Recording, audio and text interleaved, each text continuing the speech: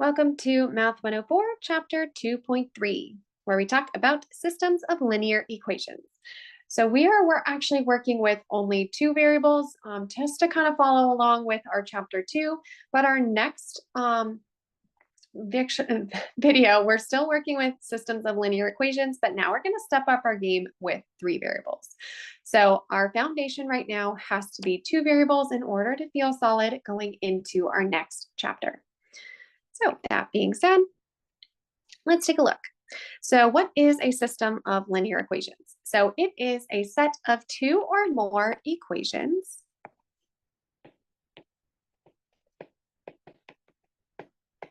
in which two or more variables for which a common solution is sought. So what that actually means is where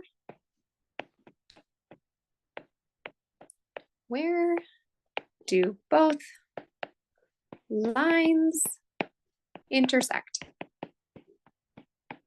Because we are working with linear equations, we're working just with lines and just kind of coming right in hot from our previous lecture, 2.1, we've talked all about, well, what does it mean to have intersecting lines? Now, because we do work with lines, we can actually have three different types of solutions. One being a unique solution. A unique solution is the one that we're going to be working with most often. We have infinitely many.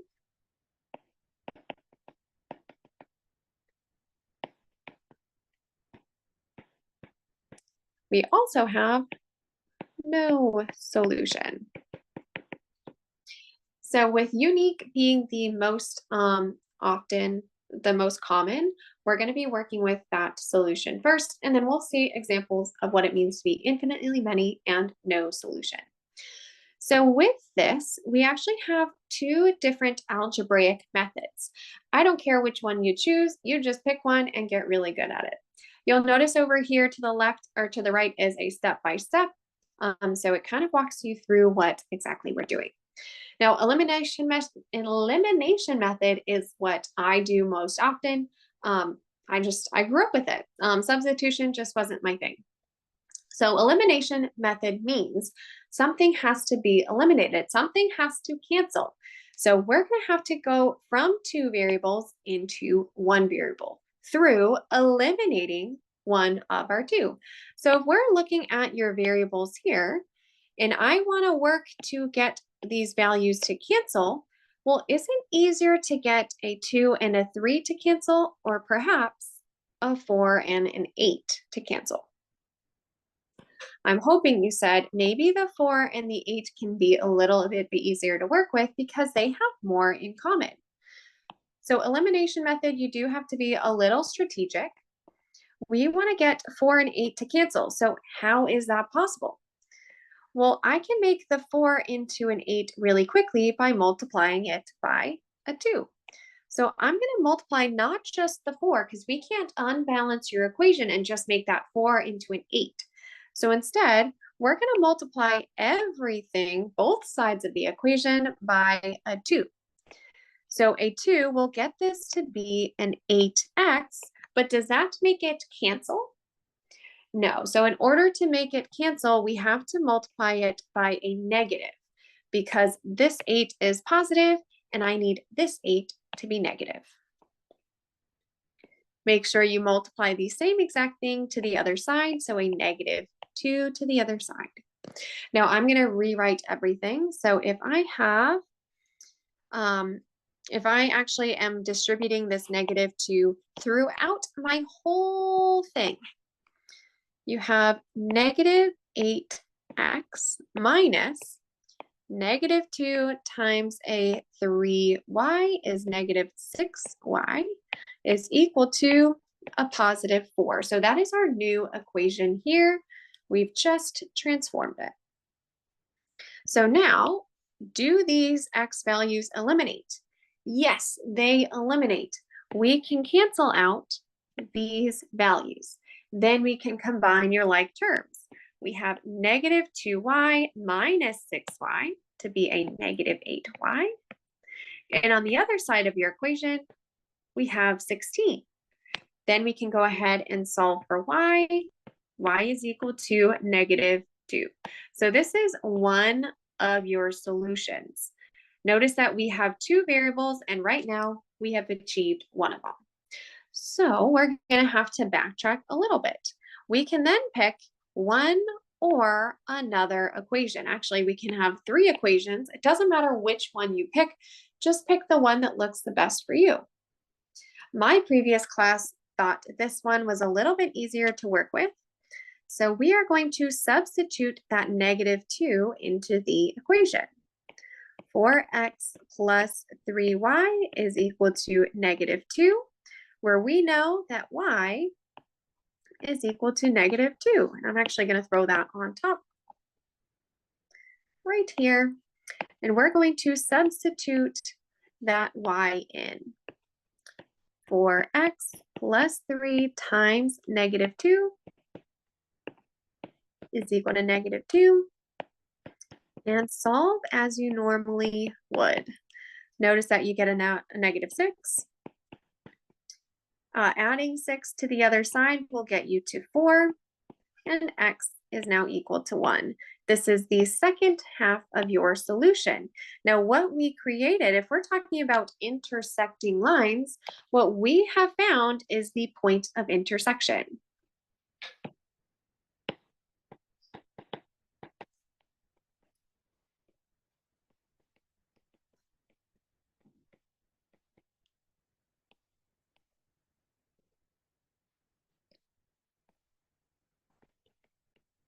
Point of intersection is at 1, negative 2. Now I will show you how to do this graphically, and then even in our next section, we'll show you how to do it in a completely different way. Now let's try the substitution method. The substitution method is exactly that. We're going to be substituting one variable in for another, kind of like we substituted this y value in once we found it. Same type of idea. Now, the first thing with the substitution method is that we want to be very, very strategic. We want to figure out, well, which of these equations is perhaps a little bit easier to work with. So that being said, I want it to be very clear which one will give you less fractions. What do your numbers have in common? Well, 4, 3, and 2 don't have much in common, but 8, negative 2, and 12 certainly do. They both have a 2 in common. So now that we've narrowed it down to your equation that might be a little easier to work with, then we want to figure out, well, what is easier to solve for? What is easier to get my variable to one side? Isolate my variable. Is it easier to work with the x? So x equals all of this, or perhaps y equals all of that? Well, y being a smaller coefficient and is divisible, if I were to divide everything by a negative 2, we're not working with fractions. Whereas if I divide everything over here by 8, we certainly will be encountering fractions. So let's try to isolate y. So if we have negative 2y, and if we subtracted 8x to the other side, and then divide by 2, or negative 2, we should get 4x minus 6.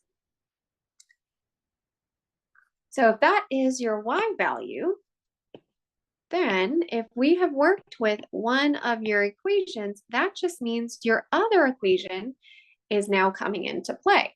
Your other equation having a y to it, we are going to substitute this y in. We have 4x plus 3y is equal to negative 2. We're going to replace this y with what you have found. 4x plus 3 times 4x minus 6 is equal to negative 2. So we're replacing all of that y, and then now you have one variable to work with. Have we seen something like this before? Yes, yes, we have. We are going to distribute in and solve.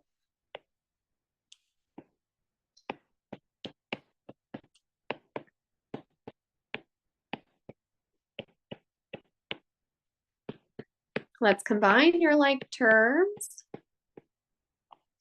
We have 16x is equal to 16 and x is equal to 1. Now this is the exact same problem as the one before. We are just using a different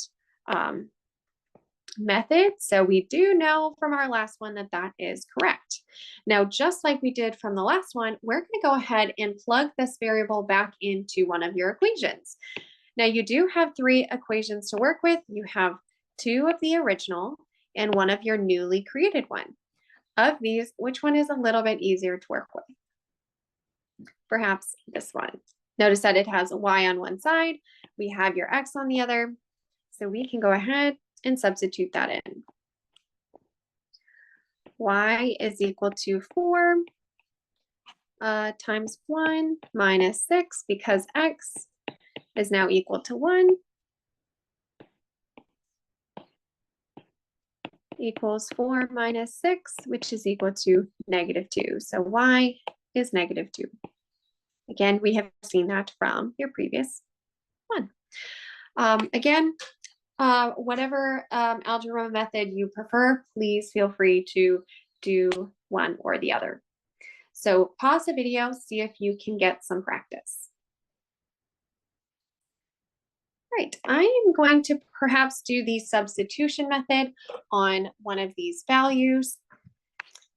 To do the substitution on this one, this is the easier of the 2 to work with, and better yet, if I solve for y, if I isolate this y alone, when I go to plug it in, I actually don't have to do any sort of distribution. So thinking it through strategically is key.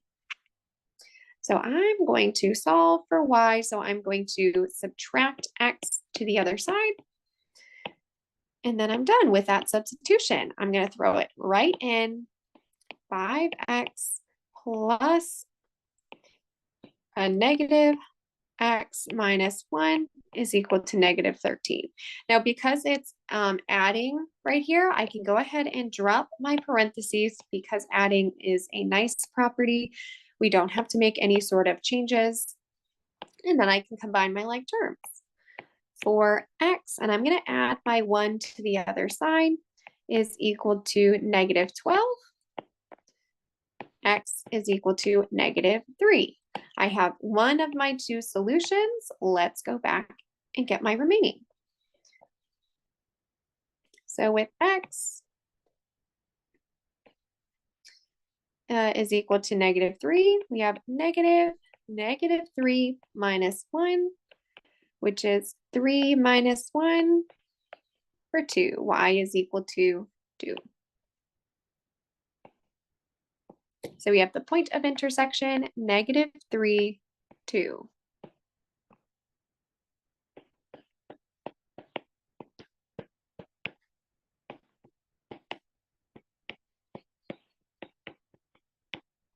Okay, so that is your solution. Let's try it again for this one. Now I'm going to be doing elimination on this one. And again, trying to think strategically, we have -10 and 3 or 2 and 8. Of these, y is a little bit easier to work with. So that means I'm changing this 2 to become an 8. And notice that their signs are already alternating, so I don't need to multiply by any sort of sign or opposite sign. So I'm going to multiply each side by a 4. And I'm going to make sure I distribute in evenly. So I should get -40x plus 8y is equal to -24. Okay.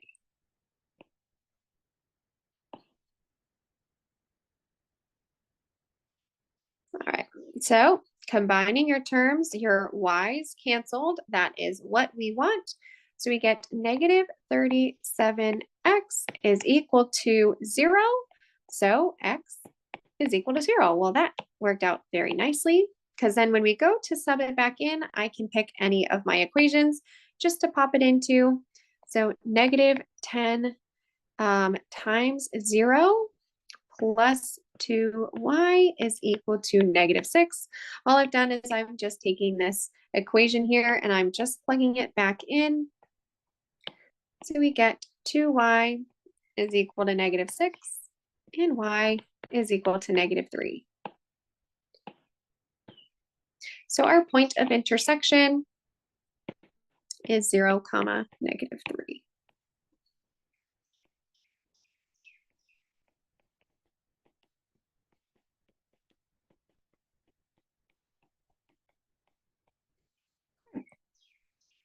So now let's try it on your calculator. Again, there's two ways to do it on your calculator. One of your ways we can do it is just on Desmos, where we have two equation or two variables on one side. We just go ahead and plug it in. Nope, that's not Desmos. Oops, clear. Okay, so we have x plus 3y is equal to 5. That is one of your equations. And 2x plus 4y is equal to 8. Okay, our window actually looks really good. I'm just going to find your intersection point, which is at 2, 1. So Desmos, you just plug it in, make sure you see the intersection, and you can go from there. Now, if we do it on your graphing calculator, so I'm going to go here. Oh, I just realized I did not reset our values here. So if we are doing it on your graphing calculator, TI-84 or an 83, we're going to have to change these values so that it's y equals. So let's go ahead and do that. So TI-84, change to y equals. So 3y is equal to negative x plus 5. We're dividing everything by 3. So we have y is equal to negative x over, like that. Okay. Let's see, 4y is equal to negative 2x plus 8, which we change to y equals, if we're dividing everything by 4, negative 2x, we'll just do it. Okay, so those are our two. Okay, so negative x plus 5 divided by 3. Notice how I'm using parentheses. We also had negative 2, negative 2x plus 8 divided by 4. Okay, so let's just start with just a standard viewing window, and we can see an intersection. We don't know exactly where it is, so let's do second trace intersect left bound. If you can't see your values, let's see, come on. I'm slowly getting my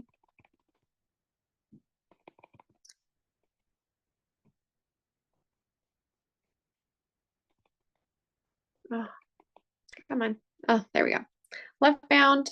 We're just going to get to the left of that intersection. Right bound to the right. And there you see at the very top, x is equal to 2, y is equal to 1. Right, that is if you do it on a graphing calculator, that is a TI-83 or 84, or one that's like it. right, let's try example 2. Now we have talked all about graphs that intersect at particular points. And I actually realized I never put our value here. We said 2, 1 is the point of intersection. So what would we do if they didn't intersect? So let's see if we can try on your graphing calculator to find the solutions to each of the following 3. Now I'm going to be using Desmos for these. So I'm going to change, let's see, this one, this needs a 2 and a negative. And this one needs a full thing that we need to change. Delete, that is 5x, 4y, that's 1. Okay. So your point of intersection on this one should be 1 and -1. So these ones, we can see a clear intersection at your solution. Now, if we were to try it again, and I'm going to change a couple of our values, this one now being 4, not 45, just 4. Come on. Your next one, looking a little different. We have 6, we have 9, and we have 12. Well, that's not right. Oh, that's why. Okay. Now, what happened? When I changed it, let's see, I'll go back. Mine is the graph in red. So we can see our black line, we can see our red line, and now when I go to change it to a negative, what happened to our black line? Well, the black line is still there, but it's just underneath that red line. So if you have if you don't have an intersection, but you do have overlapping lines, is it, do we have a unique solution, infinitely many, or no solution? Well, if the following was an intersection at 1 and -1, we could clearly see any sort of intersecting lines. Right here, we said our solution right here is one unique solution.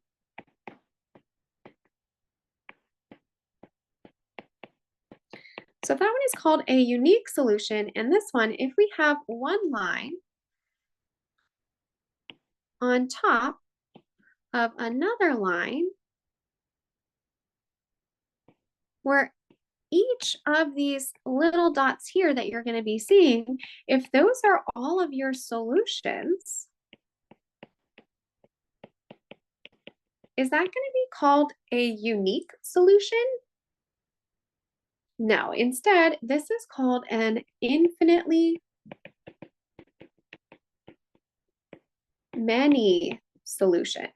So it just means you have so many solutions that they are just infinite. They go on forever because your lines go on forever. And each time they are together, there's a whole bunch of them. Which means if that's unique and this one is infinitely many, what do you think this one is going to come up with? Well, we only had 3 options, so this one is likely the no solution. So what do you think a no solution graph would look like? So let's try it out. So 2x minus 4, that one is good.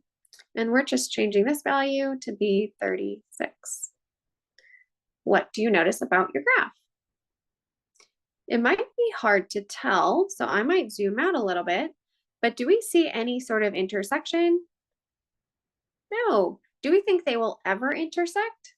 No, these are parallel lines, meaning they will never intersect. So you have one line going up at the exact same rate as another line. So no solution, we have parallel lines.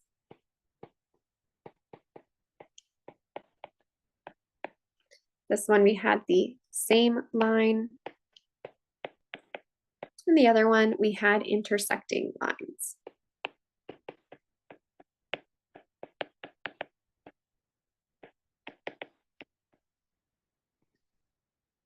And there you go. And we can actually just rewrite that. We said unique is intersecting, where we have an X is some number, a Y is some number, the same line. We would just end up zeroing out our values if we did do it algebraically or parallel lines, where we have some solution where it says 5 is equal to 0, which we know is not true. These are all of the different ways that your answers can be represented if you do it algebraically. Now, this is only with 2 variables. Our next lecture is going to be 3 variables. And the way that we're going to do it is a little bit differently because we're going to be using your calculators again.